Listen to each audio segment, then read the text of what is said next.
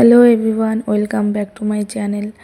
তো ভিডিও শুরুতেই আমি তোমাদের সবার থেকে ক্ষমা চেয়ে নিচ্ছি, কারণ অনেক দিন পর আজকে ভিডিও পোস্ট করছি। আসলে অনেক ভিডিও শ্যুট করা আছে, সেগুলো নানান ব্যস্ততার কারণে এডিট করে উঠতে পারছি না। আর সত্যি কথা বলতে এডিট করার মতো মন মানসিকতাও এখন আমার নেই। আমাদের খুবই এখন একটা খারাপ সময় চলছে, সেই খারাপ সময়টা কবে যে কাটিয়ে উঠতে পারবো বুঝতে পারছি না। তোমরা সবাই ভগবানের কাছে প্রে করো যাতে আমরা এই খারাপ সময় থেকে খুব শিগগিরই বেরিয়ে যেতে পারি। তো সেদিন আমরা বোলপুর স্টেশনে নেমে এখানে টোটো ধরে নিয়েছিলাম, তারপর একটা হোটেল নিয়ে নিয়েছিলাম। হোটেলে ফ্রেশ ট্রেশ হয়ে লাঞ্চ করে তারপর কিন্তু আমরা এখানে শান্তিনিকেতন মিউজিয়ামে চলে এসেছিলাম মিউজিয়াম দেখার জন্য। আমরা ওই দিকটা যাব, এটা হচ্ছে রাস্তা।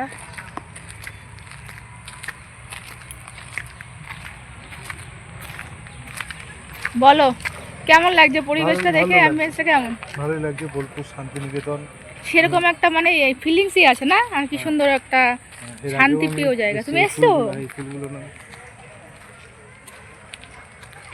এত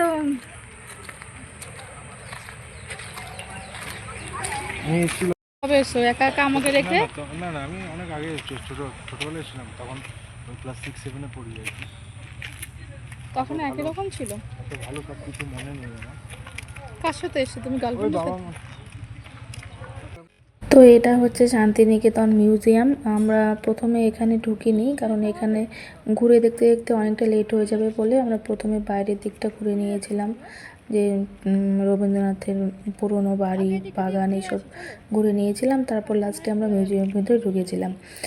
আর এখানে কিন্তু রবীন্দ্রনাথের সমস্ত মানে ব্যবহৃত জিনিস, বই, বিভিন্ন দেশ থেকে যেসব গিফট পেয়েছিলেন কবিগুরু, সেসব কিন্তু এখানে খুব যত্ন সহকারে রাখা আছে।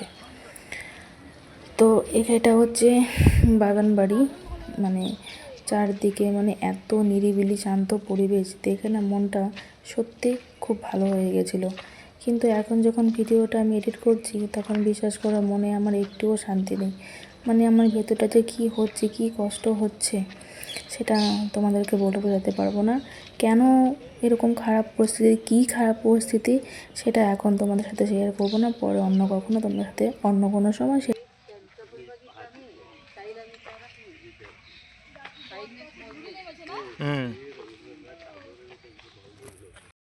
শান্তিনিকেতন যাওয়ার পর না মনটা নিজে থেকেই খুব ভালো হয়ে গেছিলো। মানে পরিবেশটাই সেখানকার এরকম স্নিগ্ধ, শান্ত, এত সুন্দর প্রাকৃতিক সৌন্দর্য সব মিলিয়ে কিন্তু প্রাণটা জুড়িয়ে গেছিলো।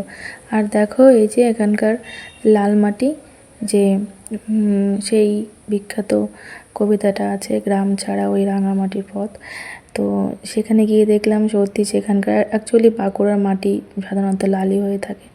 তো এটা হচ্ছে বাগান, ফুল বাগান, আর চারিদিকে প্রচুর জায়গা, প্রচুর সব কিছু সুন্দর, এখনও সাজানো গোছানো, সব মিলে কিন্তু ভালো লাগছিলো, খুবই ভালো লাগছিলো।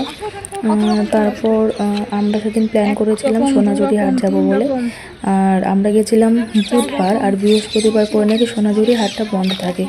তা যেহেতু আমরা পরের দিন চলে আসবো, তাই সেদিন ওই তখন বাজে 4:30 কি 4:45 নাগাদ, তখন আমরা শান্তিনিকেতন মিউজিয়াম থেকে বেরিয়ে কিন্তু সোনাঝুরি হাটের উদ্দেশ্যে বেরিয়ে পড়েছিলাম। সেই ভিডিওটা আর এটার সাথে শেয়ার করছি না, পরবর্তী ভিডিওতে তোমরা দেখতে পারবে যে আমি সোনাঝুরি হাটে গিয়ে কী কী কিনলাম আর কেমন সব কিছু। তো এটা হচ্ছে মিউজিয়ামের বাইরে। কবিগুরু যে গাড়িটা চালিয়ে নাকি লন্ডন গিয়েছিলেন, আবার লন্ডন থেকে এসেছিলেন, সেটা এখানে খুব সুন্দর করে মানে সংগৃহীত রয়েছে। এখানে খুব সুন্দর করে যত্ন সহকারে রাখা আছে। তো দেখে খুব ভালো লাগছিলো যে ওনার মতো একজন বিখ্যাত মানুষ, ওনার ব্যবহৃত জিনিস দেখে মনটা খুব ভালো লাগছিলো। মানে দেখার সৌভাগ্য হয়েছে, এটাই অনেক।